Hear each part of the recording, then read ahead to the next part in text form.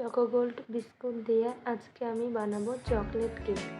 আর তার জন্য 4 pack biscuit নিয়েছি। বিস্কুটগুলোকে আমি একটা প্লেটে ঢেলে নেব। সব বিস্কুটগুলো আমি একটা প্লেটে নিয়ে নিয়েছি। এবার একটা মিক্সিং জারে বিস্কুটগুলো নিয়ে আমি ব্লেন্ড করে নেব। ব্লেন্ড করা হয়ে গেছে। এবার একটা পাত্রের মধ্যে আমি গুঁড়োটা ঢেলে নেব। নিয়ে তার মধ্যে 1 কাপ ময়দা, 1 চামচ বেকিং পাউডার দিয়ে আবারও ভালো করে মিক্স করে নেব সব কিছু।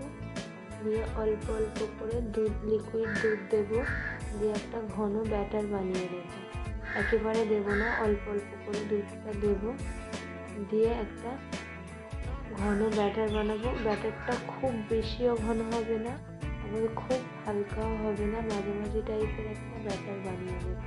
একটা পাত্রে তেল মাখিয়ে ব্যাটারটা আমি পাত্রের মধ্যে ঢেলে দেবো।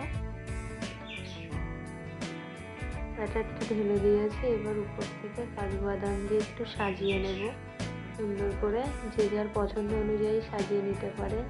এবার একটা কড়াতে স্ট্যান্ড বসিয়ে স্ট্যান্ডের উপর আমি ওই পাত্রটা বসিয়ে দেব।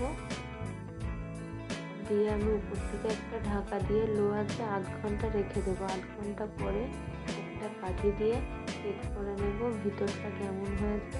কাঠিটা পরিষ্কার এসেছে, তার মানে ভিতরটা ভালোভাবেই হয়ে গেছে। এবার একটা পাত্রে সার্ভ করে আমি আপনাদেরকে কেটে দেখাবো। দেখুন ভিতরটা নরম এবং সফট হয়েছে।